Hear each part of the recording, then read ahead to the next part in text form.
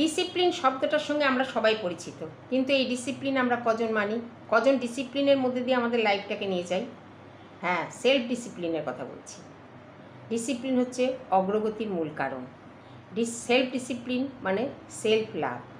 ডিসিপ্লিনের মধ্যে দিয়ে যদি আপনি আপনার জীবনটাকে তৈরি করতে পারেন, আর ডিসিপ্লিনটাকে যদি আপনার নিজের জীবনের অভ্যাস তৈরি করে নিতে পারেন, তাহলে দেখবেন আপনার পজিটিভিটি, আপনার আত্মবিশ্বাস আর আপনার সচেতনতা সব সময় কিন্তু আপনার সাথে থাকবে। এই ডিসিপ্লিনকে অভ্যাস করে নিন।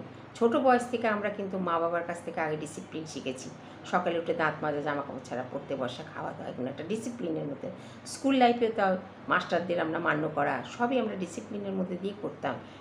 সেই ডিসিপ্লিনকে যদি আপনি আপনার সাথে একাত্ম করে নিতে পারেন, তাহলে আপনি তাকে যদি হ্যাবিট করে নিতে পারেন, তাহলে কিন্তু সেলফ ডিসিপ্লিন আপনার জীবনকে দামি করে দেবে।